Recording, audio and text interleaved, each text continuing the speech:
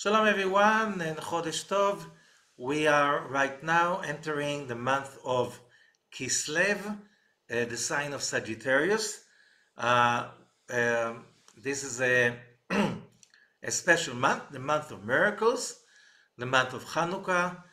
Many of the commentaries about this month are dealing with this special holiday. However, we have to analyze the original forces behind this special month. Okay, because the question is why the holiday of Hanukkah happens to occur in the month of Kislev, the month of Sagittarius. Why not in another month? So there must be some connection between the two. So we have first to understand the meanings of this month, the month of Kislev. So let us start with some basic teachings. So when we want to understand Kabbalistically the meaning of a month, there are few ways to approach, and depends which one of them is more dominant, because in different months there are different forces that are dominant, and in the creation of the consciousness, the power, the vibration, the frequency, whatever you name it, of this special month. Again, we have to understand something that people should understand about the Kabbalistic meaning of the astrological sign of the month. First of all, a lot of people heard that there's nothing to do between Judaism, the Torah, and astrology, which is not correct. There are two kinds of astrology. The one kind of astrology is the astrology that people try to look at the stars, the planets, the signs, and from them to learn about the future, which is not so correct according to the Torah itself. So why do we need to know about astrology, in which there is a big argument in the Talmud about the need to study astrology in the tractate Shabbat? So one opinion is that you have to learn the zodiac signs because God created them, and if you do not study them, you abuse the creation of God. On the other hand, there is another opinion that says, but we have to be above the zodiac signs, so we should not even care about what the signs are saying. And most Kabbalists who are astrologers, and most Kabbalists wrote astrological text, say that basically, yes, we are supposed to be above the influence of the zodiac. However, most of us have downfalls, and we're not always at our best, and we're not always perfectly spiritual. So we need to understand the zodiac signs in order to learn how to deal with life better.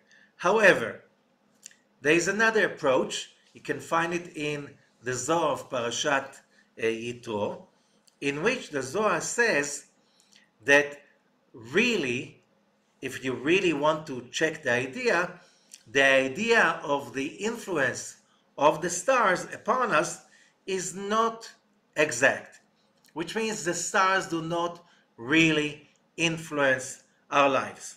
However, so what's the base of astrology? You have the Book of Formation talks a lot about astrology, and nobody doubts that that's a major work in Jewish teachings. So how can you contradict it? And the answer is what the Zohar is saying. The world that we live in has not just the physical change, which means seasons, cold, warm, dry, wet, and all the other forces that design our daily life from the weather point of view. There's also a weather that is beyond the five senses. That's the weather of other frequencies, that the same way we see the change of the seasons, there's also a cycle of changes in the fields that we live in, the spiritual fields, the spiritual frequencies that we live in. Why did God create such changes? The basic understanding for that, the simplest way to explain it is knowing human beings. Human beings, if you let them, they will cocoon themselves, because although some of us want adventures and to study and to develop, but usually in most aspects, we'd like to secure our environment so it will stay steady, okay? Temperature-wise, everything. Energy, we want it to be easy, comfortable, and secure. And you know what? We do not really change when we feel comfortable and secure. As I can say many times, it never happened that a boy or a girl, baby, were born in between the contractions. They always come out during contractions. And contractions are very painful, full of pressure, and that's when we give birth to the new self. And we need, as human beings, we need a transformation. So all of those changes around us, they basically give us the background and the push for the need to constantly look for transformation, adjustment, change, growth, and reinvention. So those forces, they are changing like the weather all around us gradually. And this is, if you read the book of formation, this is how the universe was created. There's a special math that is very, very precise, that explains and describes the matrix that we live in and affects our lives. However, the Zohar in Parashat Ito explains, when you want to know how does a person feel, you look in their face. So, where do you feel happiness? In your heart. Where do you feel worries? In your heart. Some people feel it in their belly. It doesn't matter. You have thoughts, you have brain, you have a heart. You know, you have different, but you don't really feel or think or come to conclusions in your face. However, the face reflects the feelings and the thoughts within. So the Zohar says, when we want to know what is the mood of the universe, we look at the sky, and the sky, the star constellations, they show us the feelings or the frequencies that we live in, as like the same way the face. It doesn't happen in the sky, in the stars. They just reflect the Creator created them. So we have a visible sign. That's why it's called signs. Visible signs about what's really going around us, so we can use them in order to grow, in order to develop our consciousness.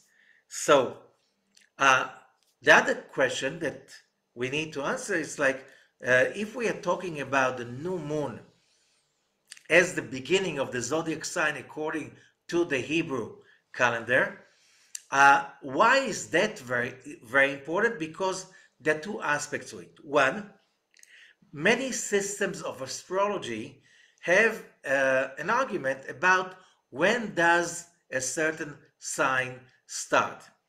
And the calculation is different for different schools, because there's no there's no line in the sky that says exactly when the sun moves from one zodiac sign to another.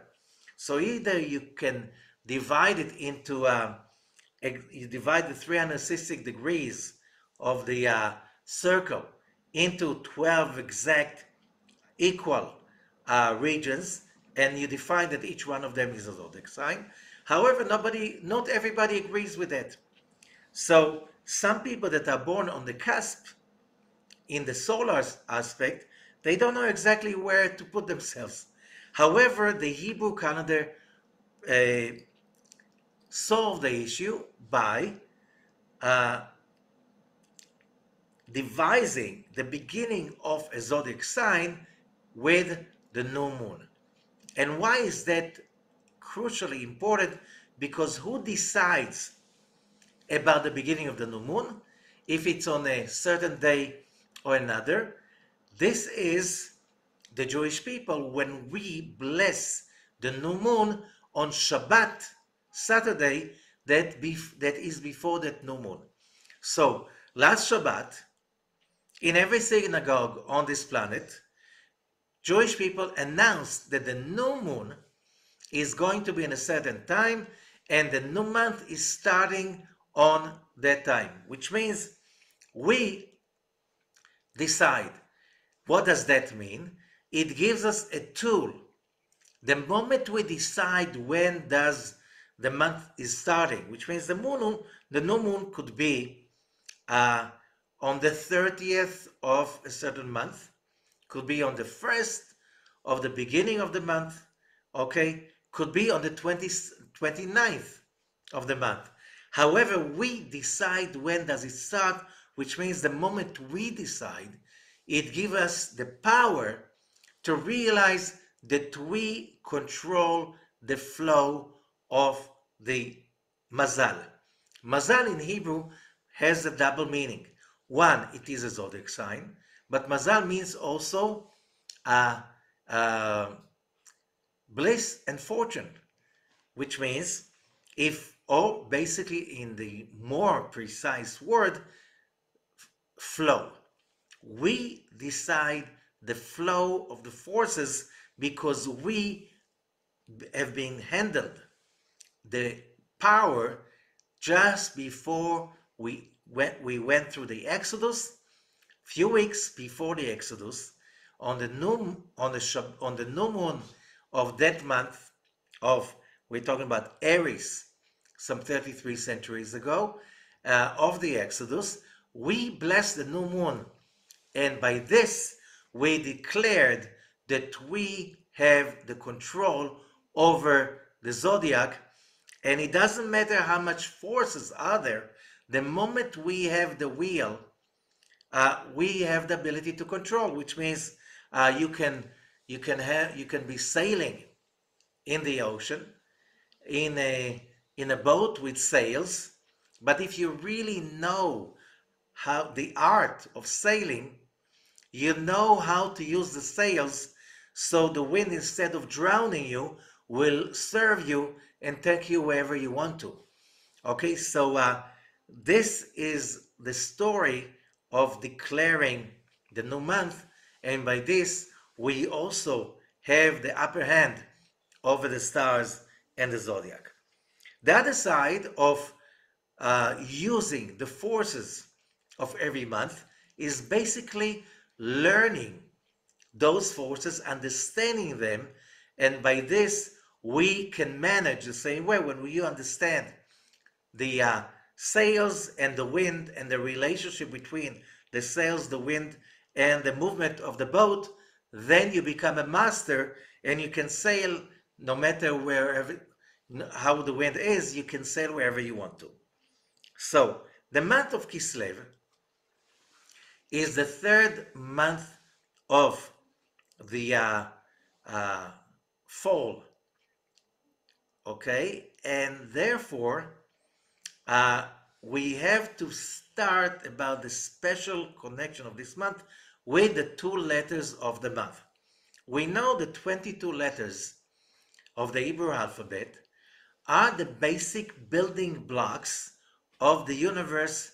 This is how the book of formation, Sefer Yetzirah, is teaching us. Every Hebrew letter is a number. Every Hebrew letter is also a special primordial vibration, frequency, that all 22, they are basically the result of the 10 Sefirot, the 10 emanations that the universe is made of, and each one of the letters is representing another of the 22 original forces that are the building blocks of reality. You know, the truth is that if we go some almost 40 years ago, when finally there was an answer to the grand unified theory that Einstein was dreaming about, when they came out with the superstrings theory, or what was called later on the singularity, or whatever you name it, the fact that the universe is made of 12 basic particles that are divided into 6 and 6, and each 6 is made of 2 triangles, and then you have 10, and those 10 are divided to 3 and 7, and so on. That's basically how it's structured. That's very much the description of the 22 letters and the groupings according to the book of formation. So I don't want to go into that because not everybody loves physics and would understand that. I don't think the scientists are really getting it, but still the basic idea that the universe is made of 10 dimensions and 12 particles, and all the rest is just a basically based on the permutations and the combinations of these original 22 frequencies or forces. It's not even matter as we know with our logic. This is enough for us to realize that the teachings of Kabbalah is not just mysticism that somebody had a dream about. It's based on very, very deep wisdom that basically is explaining how this universe is made of. But let's go to what's really important over here. The 2 letters that are connected to the creation of that force that is called the month of Kislev and the sign of Sagittarius, or in Hebrew, Keshet. Okay?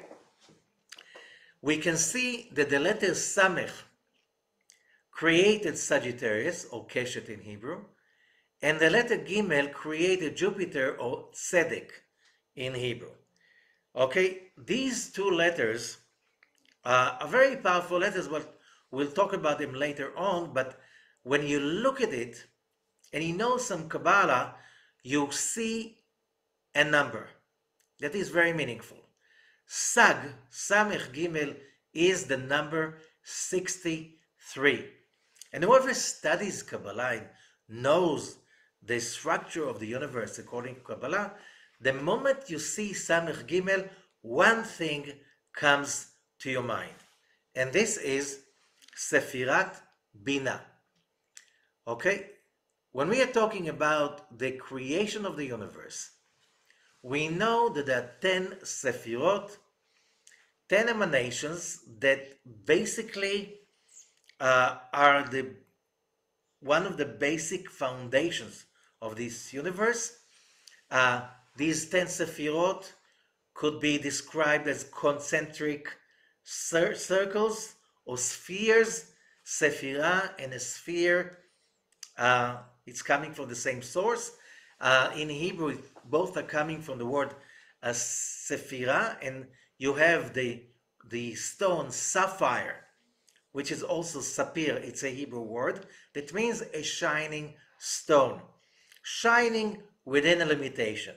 So if the light of the Creator is endless without any limitation, when it shines into our universe, it must be limited because we creatures, we cannot endure endless light. We need the light to come in a limited way.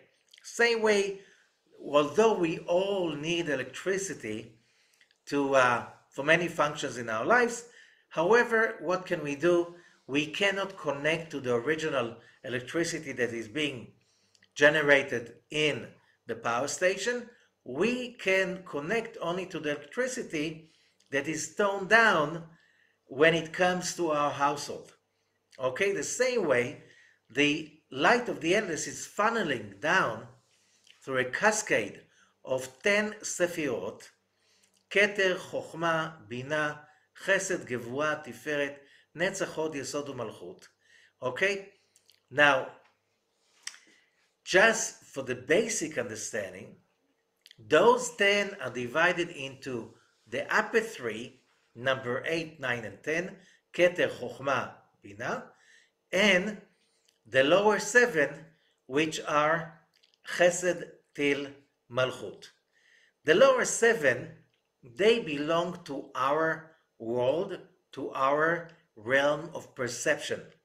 And therefore, in our world, we have 7 days a week, we have 7 seas, we have 7 magnetic belts or again around planet Earth for protection. That's physics.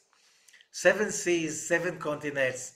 You can see many sevens in this world. But the spiritual world, the real true world, has 10 sefirot. Keter, Chochma, and Bina. They belong to the world beyond. Okay? For us, this is the source of energy, the source of light. Because of relativity, when we are in the bottom lower sefirot and we look upwards, when we look at the upper three, Keter, Chochma, Bina, we can see only the bottom of it, which is Bina. And the Sephirah of Bina is number 8, as you see over here. Number 8 is a very important number because 7 is our world of perception, which means we can move with our thoughts to the right or to the left, forwards or backwards, that's 4, up or down, that's 6. And there is the me, which is number 7, which is the center for all the other 6. So when we talk about our world, our perception, you look at the box and the box has 6 different sides, okay? And you in the box is number 7. Number 8, therefore, is beyond the physical consciousness. Therefore, number 8 is the number that symbolizes the out of the box, the part or the frequencies, consciousness that is beyond the senses and the logic of the 5 senses. It's called Sefirat Bina. It's also called Olam Beri'ah. I'm not going to go into it right now, but Olam Beri'ah and Sfirat Bina are 2 different ways to name that level that is the bottom of the upper 3, the bottom of the divine Godhead, of the intense forces of creation, and our reality, which is more physical and therefore more dense, more covered.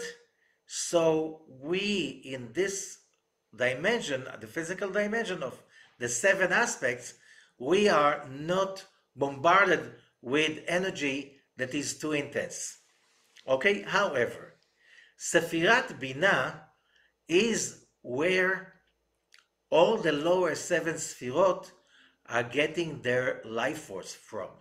Bina is where the light, it's like basically it's a power station that we live off. So whenever we speak about Bina, which is also numerical value, Chaim, life, all what is connected to real, the force of life, is Bina. So every time we break through the box, the consciousness of that box, of physicality, of limitation, of the logic of the senses, of materialism, of that aspect that is there is only the body because what I see is what there is. If I don't see it, it doesn't exist. That state of mind of materialism, that's under the number 7. Number 8 is breaking through and ascending much beyond. Okay, how is that connected to the number 63? And the answer is that that 63 is the numerical value of the name of God when it's spelled out in this way that you see in front of you. That is Yud. The Yud is written Yud Vav Dalet, as you hear the name of the letter Yud. Hey, you write Hey and Yud. Vav is Vav, Aleph and Vav. Hey and Yud. This spelling out of the name of God has the numerical value of the number 63. It's also the frequency of Binah, which means when you want to connect to the force, to the frequency, to the enlightenment of Binah outside the box, beyond the materialistic perception, this is the meditation. These letters that you see in black in front of you, Yud, K, Vav, K, this is the meditation and the contemplation to reach that place, or it's not a physical place, to that realm of flow of life with all its forms, or the source of real spiritual life, light and life that flows into our physical life. Now, this window, that ability is available during the month of Tishrei. Month of Tishrei, Libra, Moznaim. Sfirat Binah is also connected. The symbol for Binah is the ear. The ear, the organ in the head, which is called the ear. Okay, the name of the sign of Libra is Moznaim, and the root of that word is Ozen, an ear. Okay, which means that it's a hint that during the month of Tishrei, during those special days from the 1st of Tishrei till the 22nd, that we have the high holidays, as they call it in traditional Judaism.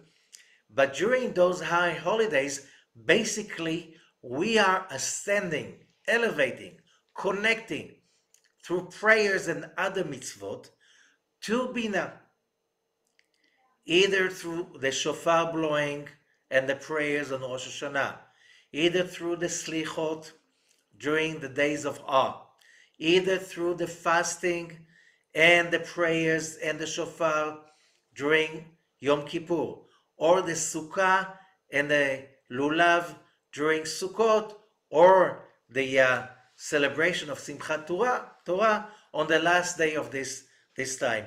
All of it, it's all devised in order to connect to the force of life, so the whole year long we can enjoy the results of our connection.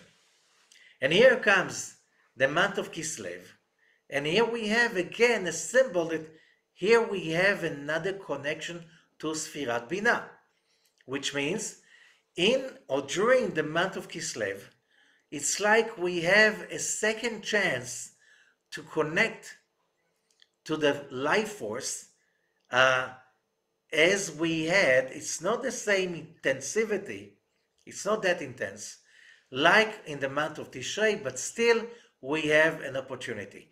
And especially during the end of the month of Kislev, which is the 8 days of Hanukkah. 8 days. Why 8 days? A lot of sages are saying if the story is that the Maccabees, if you don't know the story, Hanukkah is a celebration of the miracle that happened in the dedication, the second dedication of the second temple in Jerusalem, some 22 centuries ago. What does that mean? The Hellenistic Empire that was controlling the Levant, the Middle East at that time, they tried to stop any Jewish religious or spiritual actions. No study, no Shabbat, no circumcision, nothing. No Rosh Hashanah, no Yom Kippur. More than that, they took over the temple and made it a temple to their gods. So finally the Jews rebelled, and on the 25th day of Kislev, they liberated the temple in Jerusalem, and they relit the menorah, the candelabra, in the temple in Beit HaMikdash. They didn't find an oil for that. They looked a lot, and there was a miracle. They found, although the Hellenists, they desecrated all the oils, but they found one little jar of oil that was enough for less than a day burning. So they lit that oil, and it burned for 8 days. Many sages are saying, if that jar was enough for one day, the first day is not a miracle. The other 7 days are a miracle. Why are we celebrating 8 days? So all of these questioning of the idea, why 8? When you study Kabbalah, you realize that there's no question. The whole thing about that holiday was to reveal the opening, the cosmic opening to Bina, which is number 8, and therefore there are 8 days. And therefore one of the most famous songs, hymns of Hanukkah that everybody sings around the world when they light the Hanukkah candles is Ma'oz Tzur. That one of the lines of this song is Bnei Bina Yemei Shmona. The children of Bina, the days of 8, which means it's hinting that the 8 days connect to Sefirat Bina. So therefore, we have one thing that we understand: this month of Kislev, and especially the end of the month, the 8 days of Hanukkah, are basically having a special connection to out-of-the-box creativity, innovation, and more than that, to real, true, spiritual power. That means the ability to overcome materialism and the dungeon of being stuck in the 5 senses picture of a bodily consciousness. So now let's go into the simple understanding of what the month of Sagittarius is, what forces are generating this certain frequency of this month, what forces are basically this month is comprised of. So as we see, the month of Sagittarius is in the fall. It's the 3rd month of the fall. The fall is represented by the Hebrew letter Vav from the Tetragrammaton, which is the Sephirah of Zeir Anpin. Whoever knows basic Kabbalah concepts, Zeir Anpin is connected to the element of the 4 elements. That's the element of air, which symbolize intellect and sensitivity, looking for balance. Okay, so there's all 3 signs of the fall. Libra, Scorpio, and Sagittarius are very, very, very smart, very fast thinkers. They're also very sensitive to injustice and imbalance. Okay, so that's a very, very important idea that's what this month is about. Okay, that's number one. Then we see that, like every season, there is a division into three signs: Libra, Scorpio, and Sagittarius, and that means right, left, and center. Right, left, and center. Uh, that's a Kabbalistic division. While always right column is always an aspect of water, left column is aspect of fire, central column is aspect of air. So we have over here, if we look at Sagittarius, we realize it's the central column, so it is an air sign within the fall, which is also air. So we will see that in Sagittarius there's a very dominant power of air, although it is also a fire sign. As everybody knows, if you learn conventional Western astrology, Sagittarius is a fire sign. It's not a contradiction. It just means it's a fire sign. However, underline, under the fire, there's a lot of air. Therefore, if you look, let's say, to the first fire sign in the year, which is Aries. Aries is double fire. If you look at the chart, so you see it's fire because it's in the spring, and all three signs of the spring are fire in the core. It's a fire sign. It's also a fire sign. It's only an right column, which is also water.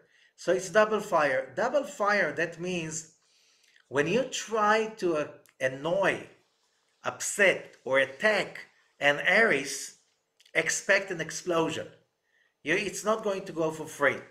Okay? You'll have a war. You want a war? You have a war. This is Aries. Okay? The other fire sign, which is Leo, it's a fire sign also because it's the second sign of the summer, so it's also double fire. Double fire and water. Okay? So here, you annoy a Leo, you have a war again.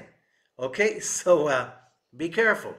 But if you annoy a Sagittarius and you attack them, they don't attack back. They don't attack back.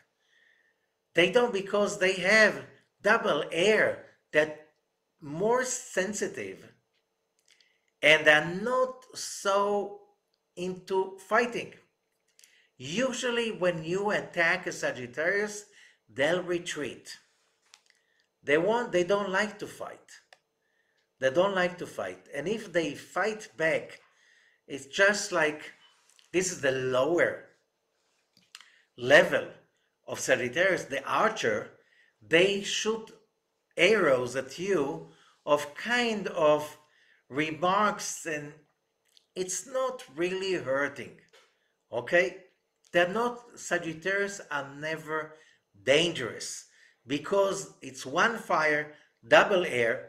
They're more into, they're more into what air is about, the intellect, wisdom, knowledge, being there, recreating themselves, being on the move, never mutable, never staying in the same place. And so much air with fire, that's even fanning the fire. So that's why you see how energetic Sagittarius are, very, very highly energetic, but not in the mean of Aries and Leo, in the dangerous aspect. The last thing you can say about Sagittarius, that they're dangerous. Okay, can't say that. It's not just because of that, it's more, but still, what you see over here, there is fire. It is a fire sign, but it's a central column of the fire. If you see, Aries is the right column of the fire signs. Then Leo is the left column of the fire signs, and Sagittarius is the central column of the fire signs. So it's like it's not a burning fire. They're not into revenge. When they get hurt, they're not holding the grudge, and they're not going to give you pain. And they're not holding the grudge in a way that you will feel the pain. No, they're not. Okay? They're more into, as I said, being free spirited, always creating, always on the move, always doing good, only generating innovation and experiences, always on the go from one place to another. They love to travel, they love to change, they love the change, they love to invent, and so that's why they're in a totally different realm than the other two fire signs. Now, but that's not all about Sagittarius. You can go now also deeper into the meaning of a Sagittarius. And first of all, when you look at the letters combination of the tetragrammaton, you can see it over here. There's that we are talking about the tetragrammaton. It's the name of God, Yud and Hey, Vav and Hey. There are mathematically only 12 possible permutations of these four letters. Each one of them teaches us, the Zohar is teaching us, is representing another aspect of the 12 signs of the zodiac. The sign of the zodiac of Sagittarius is connected to the letter, the permutation Vav, Yud, Hey, and Hey. What do we learn from that? We see that the two male letters, the Vav and the Yud, they come early. They come first. The two female letters are coming later, which means the male energy in Sagittarius is very dominant. What is male energy? Energy, like pure energy, thinking, creativity, being there, moving, not accepting any yoke, which means it's about energy. The two female letters, the two H's, are at the end, which means they are not that dominant. They're lethargic in the sign of Sagittarius. That's another aspect of showing us that the energy of this month is very male-like, which means men and women born in this month, energy, Kabbalistically, male energy means creativity, energetic, and being dominant, and not being passive, taking charge, taking the charging. Okay, so that's we're talking about energy. They're not into settling. They're not good. Let's say if you want to create a startup, a new venture, to innovate, Sagittarius are very good about it.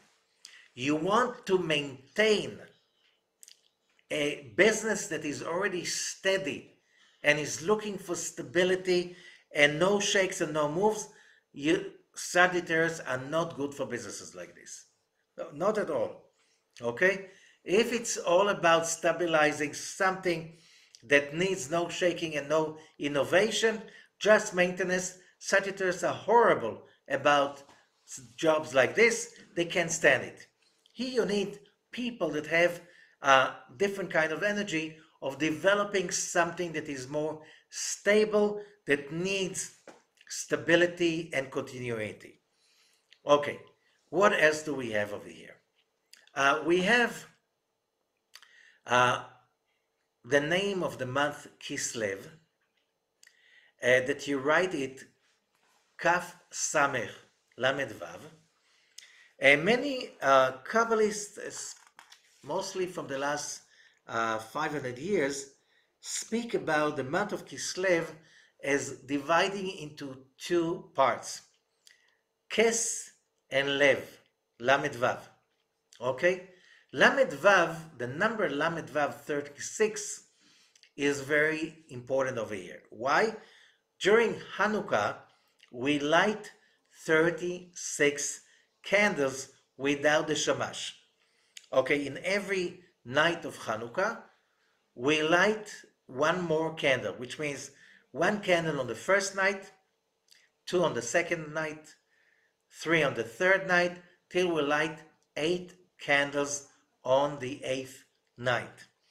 However, all those days we light one more candle, which is called the shamash, the server, the servant. The shamash is the candle that you light the other candles from. You also leave that light on because the light of the 1 to 8 candles is considered to be so high in its holiness. You're not supposed to use that light for any physical activity, which means you light the candle at night, so you can't use that light to see around and to cook or to do anything of a physical matter. So what if the lights in the house turn off because any reason? The shamash is there to cover up for the other candles. So how many lights do we really light on Hanukkah? If you make the calculation, 1 on the first night, 2 on the second night, and till 8 on the 8th night, you get 36. The number 36 is very important because the legend is saying that when the world was created, the first thing that happened was, and God said, let there be light. Okay? But what kind of a light was it? Because the physical light was created only on the 4th day, because the sun, the moon, and the stars were created only on the 4th day. So the first light, where did that light come from? And the teachings are that this is not a physical light, this is the divine light. This is the light that basically runs the whole show. This is the light that is hidden in every creation. Without that light, there won't be any particles or atoms or creatures or anything. So the whole creation is alive because of that light that flows through the 10 Sefirot into our physical dimension. The moment that light is turned off, it's like if we live in a computer simulation, okay, if we live in a sophisticated structure that is all frequencies, the moment you take the plug out, there's nothing. This is the light that permeates into everything and makes everything live. On Hanukkah, we have a special opportunity to reconnect to that original light of the creation. This is the light of life. This is the light of of everything. Okay? But it can come to this world in a very pure form once a year during the 8 days of Hanukkah, and it comes down to this world only for half an hour every night of Hanukkah after lighting the candles. So that's why the tradition is that you light the candles, you sit around the candles for half an hour, you sing, you eat, whatever, and then you go, because this light is so high, it cannot come down to a physical reality and stay more than half an hour. Okay, so you have that light that is by the number 36, that the legend says, that light was shining for 36 hours. 36 hours till it has been concealed. Okay, now, so that's called also the treasured light, or Haganuz. So what's the first 2 letters? Kaf Samech, Kes. Kes in Hebrew is a magical if you know Kabbalah. Kaf and Samech, they mean a vessel. If the Lamed Vav symbolize the 36 hours of the shining of the pure light, the light that will be revealed only after the Messianic or during the Messianic days, when humanity is finally free from the bondage of materialism, stupidity, evil, hatred, and all of that stuff that comes with the bondage to materialism and the physical body. Okay, so that's a Lamed Vav. But what is the Kaf Samech? Kaf Samech appears many times. For instance, uh, when we want to make a blessing over the wine, we use a cup. In Hebrew, kos. Okay? Kos. Kos is what conceals the fluid, the wine, and without the cup, there's no vessel to hold the wine. It will be spread and then becomes meaningless when it falls on the floor and no one can use it. When we celebrate a circumcision, Brit Milah, and we want the energy, the power of Elijah the prophet, we put a chair, kes, kiseh. Okay? The kiseh is the vessel to contain the spiritual power of Elijah the prophet. When we have the fifth cup of the Seder night poured for Elijah the prophet, so the word kes is coming from kis. It's a pocket. It's a vessel. It's something, a chair. It's a vessel to hold on.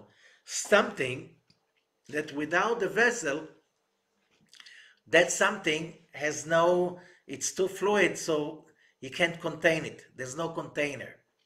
Okay?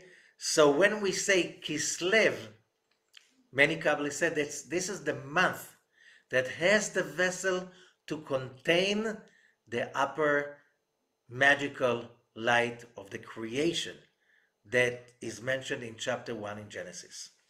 So that means that this month is a month that is full of magical light, and especially that ability to connect beyond just the physicality. Therefore, it's another reason why the holiday of Hanukkah, which is the symbol of the fight between the Hellenistic civilization that was and still is just about physical matter, and when it speaks about the mind, it's about philosophy, that the human brain can figure out everything. Okay? While the other aspect is the spiritual light of the world beyond, which is basically what Judaism is about, okay, or monotheism is about, which is that the human being is the only creature that has the ability to connect through his actions and thinking, to connect soul and body, spirit and physicality, spirituality and practicality, heaven and earth. That is a huge fight that is lasting for millennia already. It's still happening as we speak, because still the world is in a big fight between that school that says what you see is what you get. There's only physicality, and human logic is basically understanding of, finally, sooner or later, we will understand all aspects of reality. While the Abrahamic teachings of monotheism is there is reality, but reality is only a stamp, okay, of a greater reality of 10 dimensions. And if you do not take the rest of the dimensions into consideration, you'll be missing the big picture. you will never be able to connect the dots properly, because reality is made of 10 dimensions. Our five senses can see only some branches of that huge reality, while the soul is more powerful and more dominant in a human life than his body. The body is only a physical manifestation of the soul. So when you deny the soul, when you deny the magical divine light of the creation, when you deny all dimensions of reality beyond the five senses and the logic of the five senses, you will live a life of lies, emptiness, and void that will always end with bitter life of not being fulfilled forever, which is very cursed. It's very cursed life. Okay, so that is the whole thing about the month of Kislev. Is an amazing month for that, because on one hand there is a logic. So Sagittarius are very good into philosophy, thinking, and so on. But beyond the philosophy, there must be the real spirituality, which philosophy cannot give answers to. And real spirituality means the urge of a human being to be beyond the body, the senses, something greater than life, something of divine nature. Okay, now let's finish with few more important, very important aspects about this month. We see that we have the letter Gimel of Jupiter. Oh, before that, before I forget, the 12 tribes of Israel, each one of them is a symbol for one of the 12 signs. There are two ways to look at the tribes and the zodiac signs. One is by the order of their birth, and the other one is by the order of their camping in the desert, the book of Numbers. We'll use first the order of birth. By the order of birth, which is one system, is Naphtali. Naphtali, the tribe of Naphtali, where it says about him, Naphtali Ayala Shlucha. Naphtali is a fast gazelle, which means whoever knows Sagittarius, they are fast. They're moving fast, the air and the fire, always moving fast, they're always on the go, and they will be thinking fast and doing things in a fast manner. Lots of energy. That's Naphtali. And also good nature. And the good nature, that comes also to understanding that Jupiter, what Jupiter and Sagittarius mean in the spiritual world. So, when we come to that aspect, the Zohar is teaching us that in the name of 42 letters, known as the prayer of the Ana Bekoach, that prayer has 7 lines, 6 words in each line, and what's important is the initials, okay, the acronym. The second acronym, Kuf Reish Ayin Sin Tet Nun, when we meditate on this one, we enter, the Zohar teaches us, the window, that's why it's called Chalon, a window that opens for us so we have better control over this physical reality. When you open that window of Kuf Reish Ayin Sin Tet Nun, you can have control over the letter Gimel, that is the frequency of planet Jupiter, Tzedek in Hebrew. Okay? The letter Gimel. What does the letter Gimel stands for? Gimel comes from Gomel, rewarding. Gomel Dalim, rewarding the poor. You see that the letter Gimel is made of a Vav. If you know the Hebrew letters, that's a Vav. And a letter Yud stuck to it at the bottom. The letter Gimel symbolizes, therefore, the great light of God, that is the letter Yud, that comes down with the letter Vav, that is the conduit, in order to share, to reward, ligmol, whoever is in a lack. Therefore, planet Jupiter symbolize a lot of flight, a lot of positive energy, bliss, and you see that on the left, happiness, bliss, speed, energetic, creativity, spiritual growth, open-minded for learning, miracles, good fortune, and outside of the box. That all of this is positive, positive energy.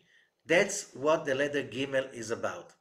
Therefore, whoever has an influence of Jupiter has that amazing forces of good fortune and bliss and so on and so forth. However, we have to remember that Jupiter is just a conduit.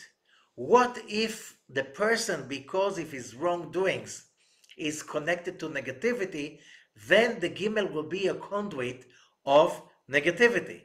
So it doesn't mean that it's going to be always only good, but it means, for instance, the Hellenistic colonials, when they enter Jerusalem and took over the temple, that was also 25 of Kislev, Sagittarius. So why was it? We'll see. But the letter Gimel is about bliss and the feeling of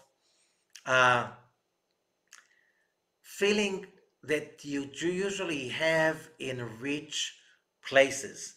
You're born to a rich family, you live in a rich country, the feel of plenty and safety, and everything is great and it's going to be great. This is the energy of, this is the frequency of the letter Gimel and therefore Jupiter. Okay? This letter Gimel controls of Jupiter, Sagittarius and Pisces. Okay? We also can see that Pisces, the month of Adar, it was supposed to be the story of Purim was supposed to be in the month of Adar a big genocide. By decree, it has been decreed that all the Jews in the Persian Empire have to be executed, murdered, killed, no matter what way, in one day, in Adar, the 13th of Adar. And the miracle was that the Jews got on their feet and fought back and won. Okay, which means that could be also a great disaster. The same thing, the great disaster was in Hanukkah 3 years earlier when the Greeks desecrated the temple. So we understand it's not only good. Jupiter is basically the funnel for whatever is there in the bucket. Okay, you put good, that what comes out. You put negative, that what comes out. Okay, now, but usually it is the aspect that there is plenty, and therefore you see that people of the sign of Sagittarius, they have a lot of good luck playing.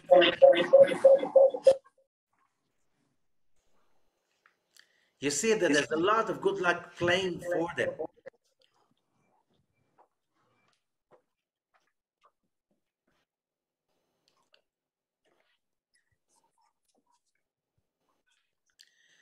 And that means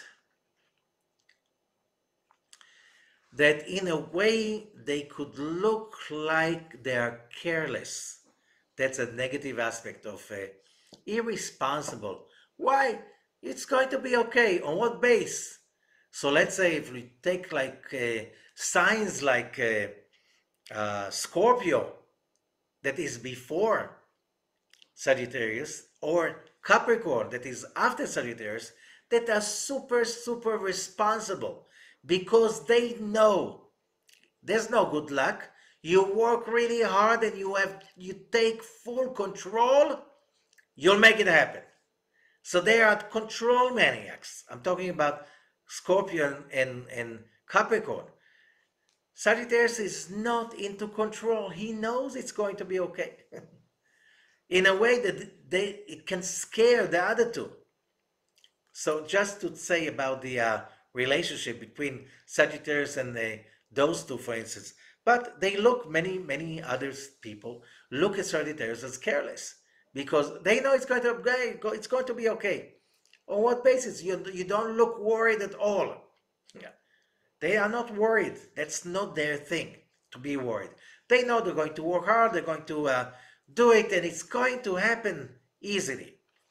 There's another thing about this month. We didn't speak about the letter Samech. We'll finish with that. The letter Samech is, according to the Zohar of Parashat Bereshit, no, it's the introduction to the Zohar, that speaks about the Hebrew letters. There's an amazing article about it. The letter Samech, Samech means in Hebrew support. Support. Okay, so what does that mean? So the Zohar explains when a person is making a huge, grave mistake and there's a collapse, there's a cause and effect, and now that person is deep in the hole, deep in the dungeon, in the darkness. He fell all the way down, crash landing. Okay? The normal result, or the logical result, will be, I made a big mistake. It's over. It's a terrible mistake. It's over. It's like, what can I do? I mess it up. There's no hope anymore. And it's over. The result will be death. There is a force in this universe that the letters Samech represent, that somehow this force of the letter Samech has the ability to cover up the failure. It's that aspect that makes you feel it's not that bad. Now, there are two results for that Samech. One, if it's not that bad, the purpose of that force of letter Samech that God created is, if it's not that bad, get up and try all over again. Therefore, when we speak about Sagittarius, which is all about innovation, creativity, getting out of the box, do what's impossible, do what nobody else did, okay? Because of that energy of fire and air. And the letter Gimel of Jupiter, trusting and believing it's going to be okay. Why? Because the world is good. And the world is positive as God is good. Which means the religion of Sagittarius is about the loving God. Not like some others that, oh, God is punitive. That's another aspect. But that's not Sagittarius. The Samech is, oh, God loves me anyway, which means I'll try all over again. He'll forgive me because I'm here to succeed. I'm a beloved child of God. That's a very positive aspect, and that's a very good spirit of the month of Sagittarius. And that's a whole basic ground beyond repentance, which repentance means not like in the English way. In Hebrew is teshuvah, means reconnection. What kind of justification you have for reconnection? Because God created me to connect to Him. So if I'm disconnected, I have to try all over again till I make it, because I was created. I'm meant for the good. That's a very Sagittarius thing. That's a very, it's a time for all of us during this month to reconnect to godliness, to reconnect to the fact that more than we want to succeed, the Creator wants us to succeed, which means optimism, happiness, creativity, innovation, trying again and again till you make it right. And again, out of the box means what? I know it's going to be successful. How exactly? I have no idea. And I'm not going to tell God how to do it. Because, innovation is basically invention, innovation, invention, inspiration. You notice it's all about in. It's bringing it in from outside the box. From where? From Binah, from the eighth dimension, from that place that is beyond. How it's going to be? It's going to be good. How exactly? We'll see when we get there. That's how you solve problem in a positive way. The downside of the letter Samech is, if it's not that bad, so why changing it? So that brings to some Sagittarius that become complacent, which means something will save me from that. I don't know how, I'm not going even to try, because it's not that bad. It's not that horrible. Irresponsibility. So, or the lack of the desire to really make waves, because they don't have a mean bone. If there's so much positivity in Sagittarius, they have a real problem to stand up for themselves because they might hurt somebody. Okay, that's not Aries, that's not Leo, that's a totally different fire sign, you know. Then when they're really pushed to the wall, they start to shoot the arrows. When you talk about Keshet as the arch of the archers, so that's the lower aspect of Sagittarius. When they start to be hurtful, which means that when they speak in a tactless manner that hurts other people, it means that they are in distress and they have no idea how to get there because they don't have the courage to get out, to say no, to step up, and to make a declaration. I'm going there no matter what.